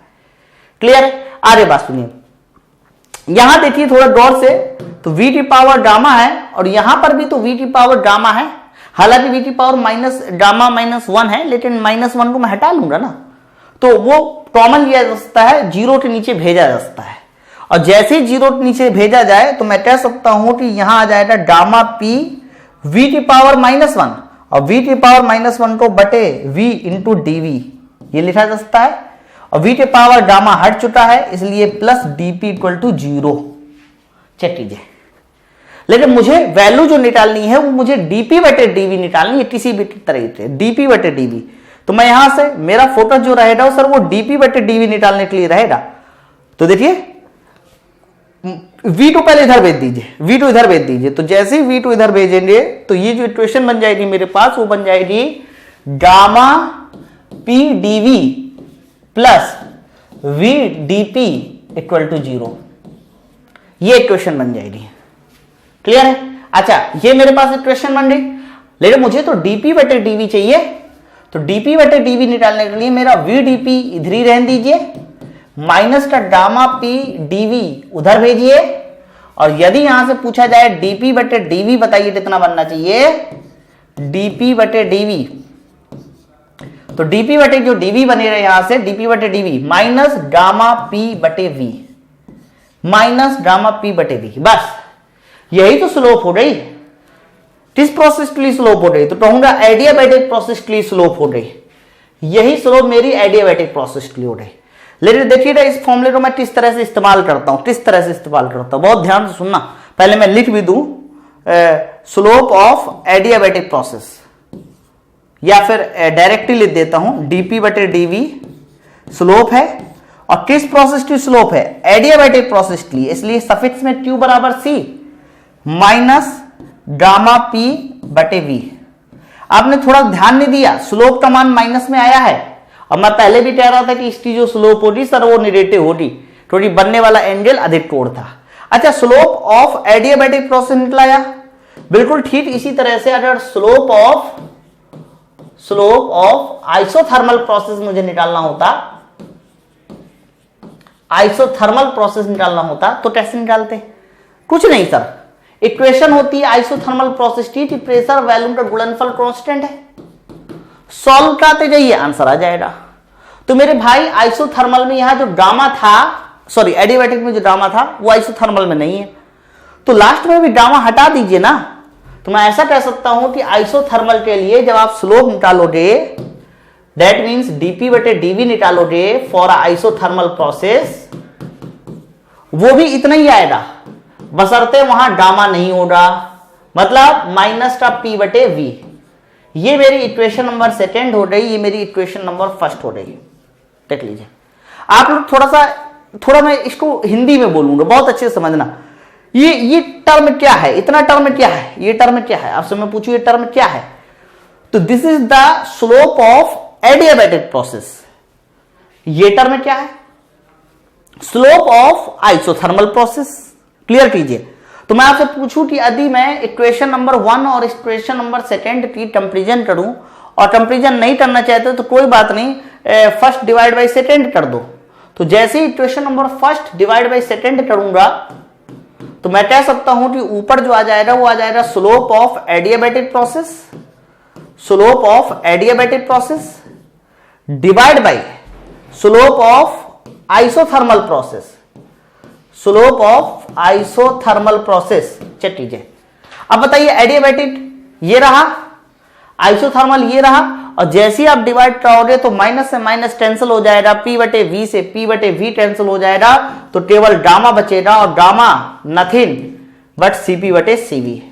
गामा कुछ नहीं, केवल क्या होता है, सीपी बटे सीवी होता है। चेक कीजिए, देख लीजिए।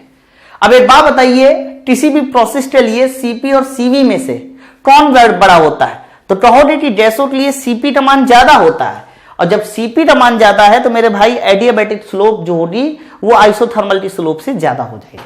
तो यही बात मैंने आपको बताई भी थी शुरुआत में कि एडियाबैटिक की जो स्लोप होती है सर, क्योंकि गामा एच से बड़ा है, और गामा एच से बड़ा है तो कंफर्म ऊपर वाला बड़ा होगा, तो एडियाबैटिक की जो स्लोप होती है सर ज्यादा होती है।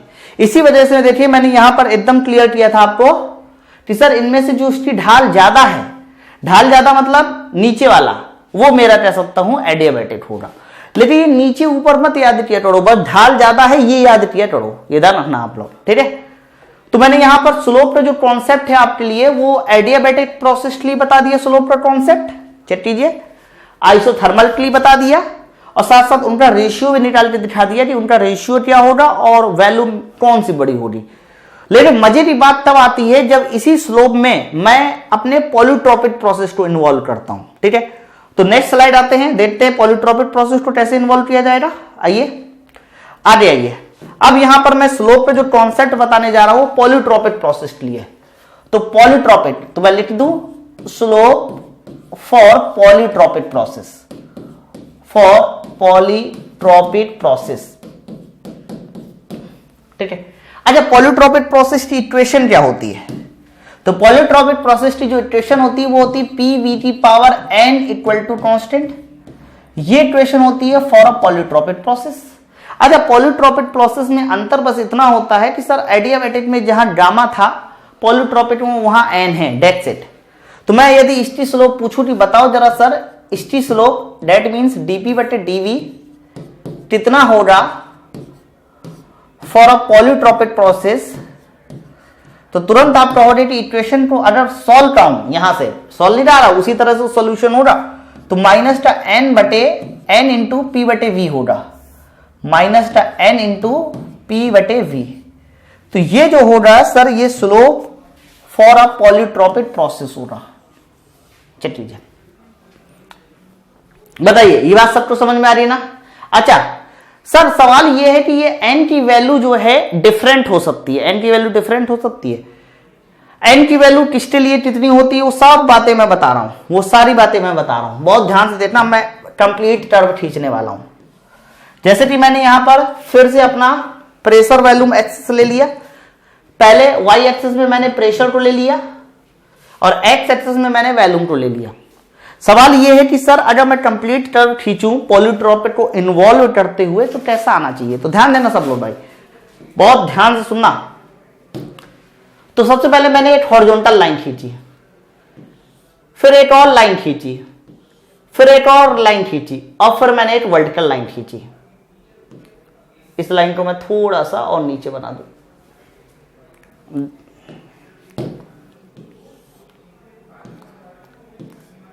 हाँ ध्यान दीजिए, तो मैंने यहां पर जो है कुछ 3-4 कर्व खींचे हैं पीवी डायग्राम में। तो मैं कर्व का अगर नाम बताऊं, सर ये हॉरिजॉन्टल लाइन है, कंफर्म हॉरिजॉन्टल लाइन, तो इसमें जो प्रेशर होगा सर वो कांस्टेंट होगा, श्योर एकदम। सर ये वर्टिकल लाइन है तो कंफर्म इसमें वैल्यूम कांस्टेंट होगा। जब भी कभी प्रेशर कांस्टेंट होता है उस प्रोसेस को बोला जाता है आइसोबैरिक प्रोसेस, और आइसोबैरिक प्रोसेस के लिए एन तुम्हारा 0 होता है, ये बात मैं सबको बता चुका हूं। आइसोटोरिक के लिए जो एन होता है सर, आइसोटोरिक के लिए जो एन होता है सर वो इनफाइनाइट होता है, ये भी मैं बात सबको क्लियर कर चुका हूं। अच्छा सर आइसोबैरिक प्रोसेस के लिए एन 0 है, तो भाई साहब यदि एन यहां 0 कर दोगे तो देख लीजिए जो स्लोप होगी सर वो 0 हो जाएगी। चूंकि कांस्टेंट प्रेशर का जो कर्व है वो हॉरिजॉन्टल लाइन है, हॉरिजॉन्टल लाइन की स्लोप हमेशा 0 होती है। तो देख लीजिए, तो मैं आइसोबैरिक की स्लोप पूछता तो n 0 रख देते, स्लोप 0। आइसोटोरिक की स्लोप पूछता तो n इंफिनिटी रख देते, तो स्लोप इनफाइनाइट आइसोटोरिक की। अब मैं आपसे पूछूं कि यदि ये दोनों कर्व में से एक आइसोथर्मल है तो दूसरा एडियाबैटिक है, तो बताइए कौन आइसोथर्मल है, कौन एडियाबैटिक है। तो मैं ऐसा कह सकता हूं कि सर यहां पर स्टी स्लोप ज्यादा है, स्टी स्लोप कम है, तो कन्फर्म ये तुम्हारा आइसोथर्मल होगा, सर ये एडियाबैटिक होगा। और एडियाबैटिक के लिए जो एन होता है सर वो गामा के बराबर होता है, जबकि आइसोथर्मल के लिए जो एन होता है वो सर 1 के बराबर होता है। पॉलीट्रोपिक प्रोसेस कहां इसमें रखोगे, इसमें पॉलीट्रोपिक प्रोसेस कहां रखोगे, तो पॉलीट्रोपिक प्रोसेस के लिए सुनिए एन का मान। जनरली पॉलीट्रोपिक प्रोसेस के लिए जो एन होता है सर वो 1 से ज्यादा होता है और गामा से कम होता है। जनरली पॉलीट्रोपिक प्रोसेस के लिए जो एन होता है, अच्छा एन को कहते क्या, पॉलीट्रोपिक इंडेक्स, पॉलीट्रोपिक इंडेक्स। तो जनरली पॉलीट्रोपिक प्रोसेस के लिए जो एन होता है वो 1 से ज्यादा होता है, गामा से कम होता है। इसी वजह से इसकी जो स्लोप होगी वो आइसोथर्मल से ज्यादा होगी लेकिन एडियाबैटिक से कम होगी। पॉलीट्रोपिक की स्लोप आइसोथर्मल से ज्यादा होगी, एडियाबैटिक से कम होगी, क्योंकि इसका एन जनरली 1 से ज्यादा और गामा से कम होता है। तो यदि मैं पॉलीट्रोपिक प्रोसेस को यहां दिखाऊं कि सर इस एन के लिए, स्पेशली इस एन के लिए कहां होगा पॉलीट्रोपिक प्रोसेस, तो कहूंगा आइसोथर्मल और एडियाबैटिक के बीच में। तो मैंने जो ग्रीन वाली लाइन खींची है, बस ये ग्रीन वाली लाइन ही मेरी पॉलीट्रोपिक प्रोसेस है, मतलब पीवी की पावर एन बराबर कांस्टेंट है, ध्यान रखना। लेकिन ऐसा जरूरी नहीं है, बिल्कुल भी नहीं, ऐसा जरूरी नहीं है कि हमेशा एन 1 से बड़ा और गामा से छोटा हो। एन कुछ भी हो सकता है, मैं आपको बता दूं एन इवन माइनस में भी जा सकता है, ऐसा कोई जरूरी नहीं है। तो एन कुछ भी हो सकता है, वो 1.7 हो सकता है, 1.9 हो सकता है, 2 हो सकता है, ये एन की वैल्यू एनी रियल नंबर हो सकती है, कुछ भी हो सकता है। लेकिन मुझे स्पेशली किसी एक एन के लिए दिखाना तो पड़ेगा ना। तो एन की वैल्यू जब भी कभी 1 से बड़ी गामा से छोटी होगी तो पॉलीट्रोपिक प्रोसेस यहां आएगा, इन दोनों के बीच में। हो सकता है एन की वैल्यू 0 से बड़ी और 1 से छोटी होती तो मेरा पॉलीट्रोपिक प्रोसेस इन दोनों प्रोसेस के बीच आता। हो सकता था मेरी एन की वैल्यू गामा से बड़ी होती लेकिन इनफाइनाइट से छोटी होती तो मेरा पॉलीट्रोपिक प्रोसेस इन दोनों के बीच आता। मैं इन शॉर्ट में यह बस कहना चाहता हूं कि यदि पीवी डायग्राम में मैं एन की वैल्यू को बढ़ाऊं, एन की वैल्यू क्या बढ़ाऊं, तो जो स्लोप होती है वो भी बढ़ती जाती है। स्लोप कैसी होती जाती है, बढ़ती जाती है। स्लोप बढ़ने का मतलब क्या होता है, स्लोप बढ़ने का मतलब होता है curve becomes vertical, curve becomes vertical. Slope बढ़ने का यही तो मतलब होता है कि कर्व मेरा कैसा होता जाता, वर्टिकल। तो सीधा सीधा इन शब्दों में आप छोटी सी बात समझिए कि एन की वैल्यू बढ़ाने से मेरा जो स्लोप होती है कर्व की वो इंक्रीज करती रहती है। लेकिन जनरली एन जब ना दिया जाए एन, तो जनरली एन कहां से कहां के बीच होता है, 1 से गामा के बीच होता है, बस इतना समझना है आपको। इसी वजह से देखिए मैंने पॉलीट्रोपिक प्रोसेस को आइसोथर्मल और एडियाबैटिक के बीच में ही दिखाया है। थोड़ा समझिए इस बात को, ठीक है। चलिए ये हो गया। अब इसी बात को और अच्छे से क्लियर करने के लिए मैं एक छोटी सी बात आपको बता दूं ताकि आपको और अच्छे से समझ में आ जाए। यहां से concept of slope in PV diagram खत्म हो जाता है, लेकिन मैं आपको एक छोटी सी बात पहले फिर से बता दूं, फिर मैं concept of slope in TS diagram आऊंगा, जैसे कि मैं यहां आपसे एक कर्व पूछूं और ये कर्व मेरा पीवी डायग्राम का है। मैंने यहां पर 3 कर्व खींचे, ये 3 कर्व खींचे। मुझे नहीं पता ये कौन से कर्व है, मुझे नहीं पता। मैंने इसको पहला नंबर कहा, इसको दूसरा नंबर कहा, इसको तीसरा नंबर कहा। मैंने कहा कि यहां पर ये तीनों के तीनों पॉलीट्रोपिक प्रोसेस है। तीनों के तीनों कौन से प्रोसेस है, पॉलीट्रोपिक प्रोसेस है, मैंने ऐसा बोला आपसे। लेकिन इन तीनों पॉलीट्रोपिक प्रोसेस के लिए मेरे पास एन दिए गए हैं। इन तीनों पॉलीट्रोपिक प्रोसेस के लिए मेरे पास एन दिए गए हैं। एक के लिए एन है 1.6, दूसरे के लिए एन है 1.7, तीसरे के लिए एन है 1.4। तो मैं आपसे पूछूं कि बताइए इनमें से कौन सा एन किसको देना चाहोगे, इनमें से कौन सा एन किसको देना चाहोगे? तो तुरंत आप कहोगे कि जो एन या एन का मान यदि ज्यादा है तो स्लोप ज्यादा है। तो बता सकते हैं कि इसमें से सबसे ज्यादा स्लोप किसकी है? तो कहोगे कि सर सबसे ज्यादा स्लोप तो इस तीसरे वाले की है। तो तीसरे वाले को जाएगा n बराबर, तीसरे वाले को जाएगा n बराबर 1.7, तीसरे वाले को जाएगा n बराबर 1.7। सबसे कम स्लोप किसकी है? पहले वाले की। तो इस पहले वाले को जाएगा n बराबर 1.4 और जो बीच में है यानी n बराबर 1.6 वो दूसरे में जाएगा। बोले तो मेरा कहने का मतलब बस इतना सा है कि जैसे जैसे आपका स्लोप बढ़ती है वैसे वैसे कह सकता हूं कि n की वैल्यू बढ़ेगी, या फिर जैसे जैसे n की वैल्यू बढ़ती है वैसे वैसे स्लोप भी बढ़ती है। कई बार यही क्वेश्चन जो है 3 तरह की डैशों के लिए भी पूछा जाता है। कहता है कि ये डायग्राम ऐसे बना है और मेरे पास 3 डैशे हैं, एक है मोनोएटॉमिक डैश, ऐसा बोला जाता सवाल में, ये आगे चल के मिलेगा अभी आपको ऑब्जेक्टिव में। दूसरी है डायटोमिक डैश और तीसरी है पॉलीएटॉमिक डैश या ट्राइएटॉमिक डैश। तो पूछा जाए कि इन तीनों में से इन तीनों डैशों को कौन सा कर्व देना चाहोगे, तो ये कर्व आप तभी समझ पाओगे जब इन तीनों डैशों के गामा याद हो। तो मोनोएटॉमिक डैश का जो गामा होता है वो 1.66 होता है, डायटोमिक डैश का गामा 1.4 होता है और पॉलीएटॉमिक डैश का या ट्राइएटॉमिक डैश का गामा 1.33 होता है। तो बताइए जिसका गामा और n में अंतर नहीं भाई, ये ध्यान रखना ज्यादा, तो जिसका जो गामा है ज्यादा है तो वो मेरा सर स्लोप ज्यादा रखेगा। तो 1.66 आप तीसरे को देते, 1.33 आप पहले को देते सबसे कम स्लोप, और 1.4 जो बीच में होता है वो आप बीच वाले को देते। ठीक है, तो ये बात आप सब लोगों को समझ में आनी चाहिए।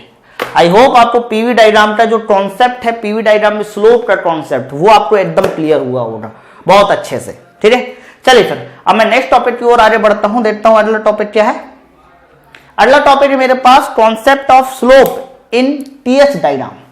कि सर टीएस डायग्राम में स्लोप के बारे में आप क्या कहना चाहोगे, कैसे समझेंगे वो भी समझ लीजिए जरा।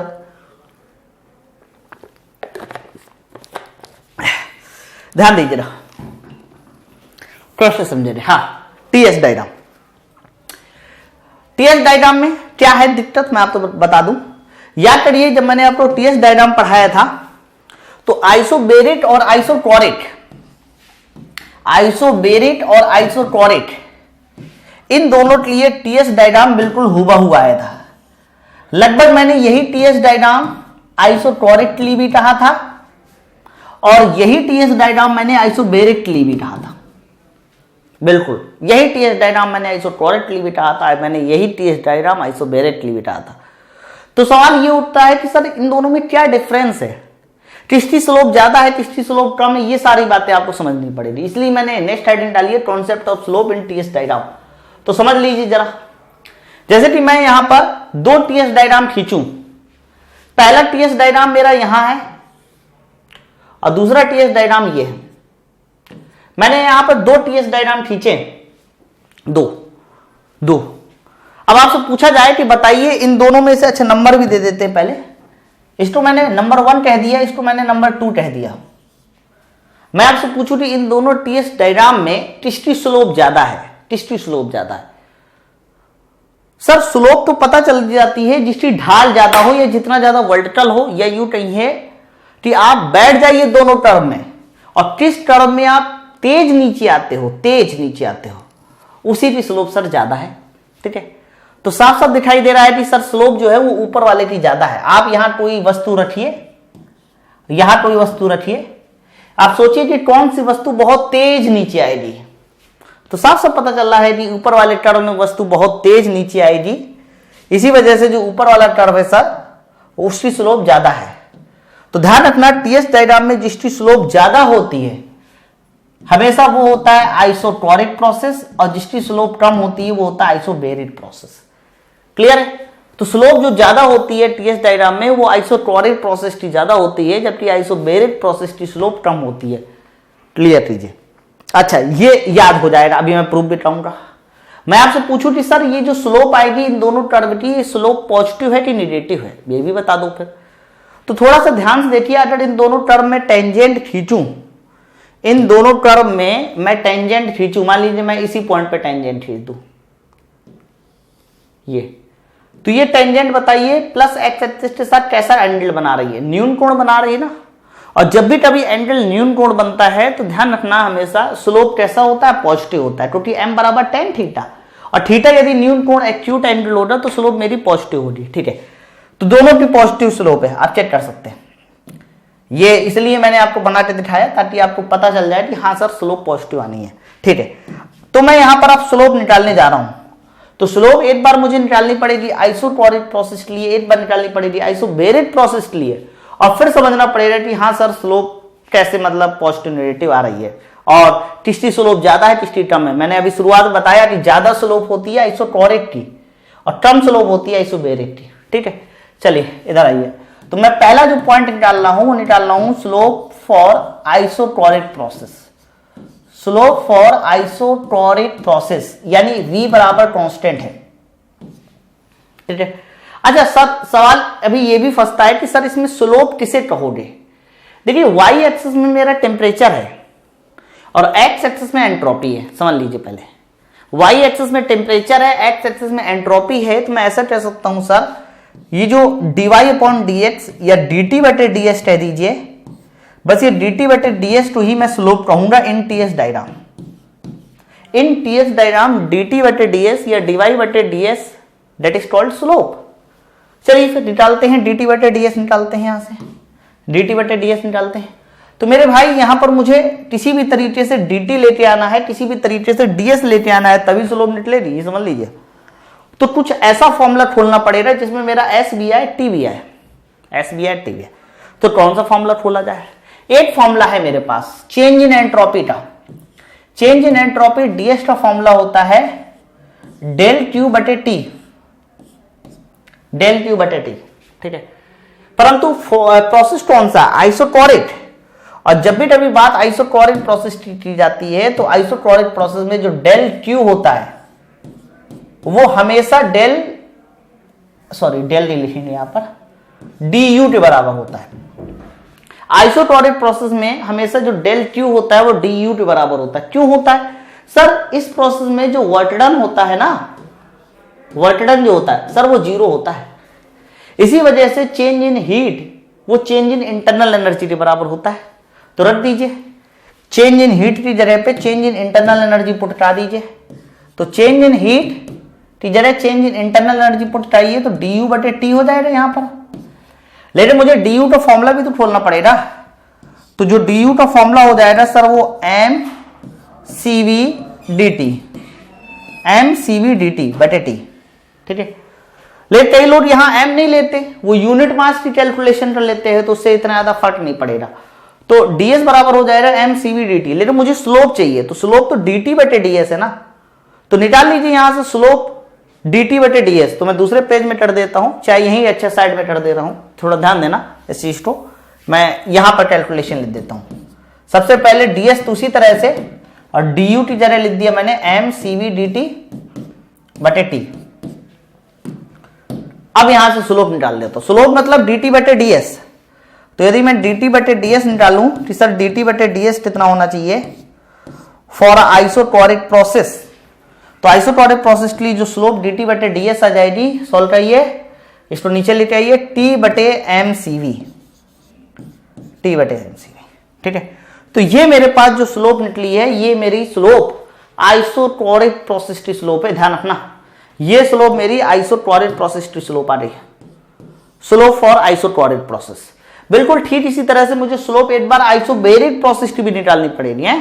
तो एक बार स्लोप ऑफ आइसोबेरिक प्रोसेस भी निकाल लेते हैं। Slope for isobaric process, slope for isobaric process. अच्छा आइसोबेरिक कौन सा प्रोसेस होता है सर, आइसोबेरिक वो प्रोसेस होता है जिसमें प्रेशर कांस्टेंट होता है। तो मेरे अगर फॉर्मूला इस्तेमाल करना है तो मैं तुरंत फिर से वही सेम फॉर्मूला इस्तेमाल करूंगा, ds बराबर del Q/T। परंतु बात यहां आइसोबेरिक प्रोसेस की चल रही है, आइसोबेरिक। तो आइसोबेरिक में जो दी गई हीट होती है del Q होता है सर, वो चेंज इन एंथैल्पी के बराबर होता है। ये सब बातें एकदम रटी हुई होनी चाहिए कि आइसोटोरिक में दी गई heat change in internal energy के बराबर होता है, आइसोबेरिक में दी गई हीट चेंज इन एंथैल्पी के बराबर होता है। तो मैं तुरंत इसकी जगह पर चेंज इन एंथैल्पी पुट कर सकता हूं, del Q की जगह पे चेंज इन एंथैल्पी पुट कर सकता हूं, मतलब DH पुट कर सकता हूं। सवाल यह है कि DH का सर फॉर्मूला क्या होता है। तो DH का जो फॉर्मूला होता है DH बराबर क्या होता है mCP/dt/T। तो मुझे यहां से भी स्लोप चाहिए, तो जो स्लोप होती है सर वो dt बटे ds होती है। तो dt बटे जो ds आएगा, dt बटे ds यानी slope for isobaric process, slope for isobaric process dt बटे ds सर वो आ जाएगा t बटे mcp, t बटे mcp। ये समीकरण सेकंड हो गया, है ना। तो ये स्लोप फॉर आइसोबैरिक प्रोसेस आ गया। इससे पहले मैंने स्लोप फॉर आइसोक्लोरिक प्रोसेस बताया था। तो मैं टर्न करता हूं कि समीकरण फर्स्ट और समीकरण सेकंड को डिवाइड करा देता हूं ना। तो फर्स्ट था आपका dt बटे ds फॉर कांस्टेंट वॉल्यूम, और लेफ्ट वाला टर्म मिस्टर क्या है, dt बटे ds फॉर कांस्टेंट प्रेशर। तो ये बात मैं साइड में कहीं लिख लूं, तो मेरे पास लेफ्ट हैंड साइड आ जाएगा dt बटे ds for constant volume process, और यहां आ जाएगा dt बटे ds for constant pressure process. Divide कर दिया। तो जैसे डिवाइड कराएंगे तो देख लीजिए मेरे पास ये टर्म मैंने समीकरण फर्स्ट डिवाइड बाय सेकंड किया है, तो t बटे mcv और ये t बटे mcp है। तो t बटे mcv बटे t बटे mcp, तो t बटे m से t बटे m कैंसिल हो जाएगा, ऊपर बचेगा 1/cv, नीचे आएगा 1/cp, 1/cp। लेकिन cp जो पहुंच जाएगा सर वो ऊपर पहुंच जाएगा, तो cp बटे cv हो जाएगा, या फिर आप गामा कह सकते हैं। तो यहां पे जो रेशियो निकल के आ गया मेरे पास, दोनों की स्लोप का रेशियो जो निकल के आ गया वो cp बटे cv या फिर गामा निकल गया। लेकिन थोड़ा सा आपने ड्रॉ नहीं किया कि ऊपर अभी भी आइसोक्लोरिक की स्लोप है, तो ऊपर आइसोक्लोरिक की स्लोप है, नीचे आइसोबैरिक की स्लोप है, cp बटे cv आया है। चूंकि cp ग्रेटर देन cv होता है, अर्थात गामा 1 से बड़ा होता है, तो इन दोनों में स्लोप किसकी ज्यादा हो जाएगी, आइसोक्लोरिक की। तो ध्यान रखना पड़ेगा कि यहां जो स्लोप सर ज्यादा होगी सर वो आइसोक्लोरिक की स्लोप ज्यादा होगी। dt बटे ds for constant volume is greater than dt बटे ds फॉर कांस्टेंट प्रेशर। ठीक है, तो स्लोप के कॉन्सेप्ट से आपको ये क्लियर हुआ है कि सर टीएस डायग्राम में कांस्टेंट वॉल्यूम की स्लोप ज्यादा होती है, हमेशा कांस्टेंट वॉल्यूम की स्लोप ज्यादा होगी, कांस्टेंट प्रेशर की कम होगी। पहचानना आना चाहिए। पहचानने के लिए मैं एक आपको और एनालिसिस बता दूं, एक और एनालिसिस बता दूं ताकि आप पहचान सके। जैसे कि मैं फिर से एक टीएस डायग्राम आपको बना दूं, कुछ और बातें अच्छा बताता हूं, पीवी के बारे में भी, टीएस के बारे में भी। मान लीजिए फिर से मैं एक बार यहां पीवी बनाता हूं और फिर से मैं यहां पर एक बार टीएस बनाता हूं। ढाल किसकी ज्यादा है, पीवी में हमेशा एडियाबैटिक की ढाल ज्यादा होगी, और टीएस में आइसोक्लोरिक की ढाल ज्यादा होती है, आइसोक्लोरिक की, है ना, आइसोक्लोरिक की। तो जैसे कि मैं यहां पर एक कर्व बनाऊं, ये ठीक है। अब मैं पूछूं कि बताइए इनमें से किसकी ढाल ज्यादा है, किसकी ढाल कम है। तो मैंने आपको हमेशा बताया कि ढाल जब भी कभी पहचाननी हुआ करे तो आप ऐसे पहचाना कीजिए कि आप उसमें किसी ब्लॉक को फिट करा दीजिए, रख दीजिए। जिस टर्म में ब्लॉक बहुत तेज नीचे आए उसकी सर ढाल ज्यादा है, तो आप सोच देखिए इनमें से किसमें आपका टर्म बहुत तेज नीचे आएगा। तो जो बहुत तेज नीचे आएगा वो हमारा ऊपर वाला टर्म होगा, इसमें सर बहुत तेज नीचे आएगा। तो कन्फर्म ये जो होगा सर ये एडियाबैटिक होगा, क्योंकि बहुत तेज नीचे आएगा मतलब ढाल ज्यादा है, और ये जो होगा सर ये आइसोथर्मल होगा, श्योर एकदम, है ना।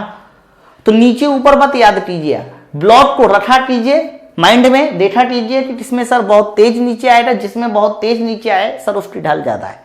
ठीक है, आ आइए सर मैं यहां पर आ रहा टीएस डायग्राम बनाऊं, टीएस डायग्राम। लेकिन इस बार जो टीएस डायग्राम बना रहा हूं वो भी थोड़ा हट के बना रहा हूं, ध्यान देना पड़ेगा भाई आप सब लोगों को। तो इस बार मैंने टीएस डायग्राम कुछ ऐसे बना दिया,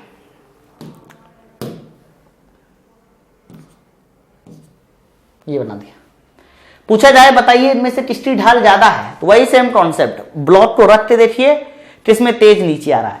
तो साफ साफ पता चल रहा है कि सर नीचे वाले में तेज नीचे आएगा, ऊपर वाले में नहीं।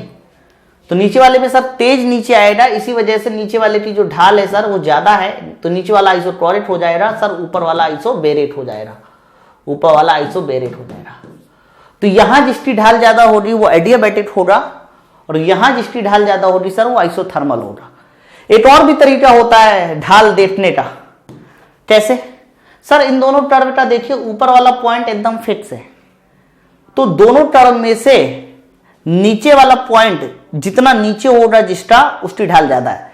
तो आप देख पा रहे हैं नीचे वाले टर्व का नीचे वाला पॉइंट ज्यादा नीचे है, इसी वजह से नीचे वाली ढाल ज्यादा है। बिल्कुल सेम यही लॉजिक यहां भी लगा सकते हैं, सेम लॉजिक यहां पर इनके साथ नीचे वाले पॉइंट सेम है, तो ऊपर वाला पॉइंट जितना ऊपर होगा सर ढाल ज्यादा होगी, इसलिए देखिए ऊपर वाले की ढाल ज्यादा है।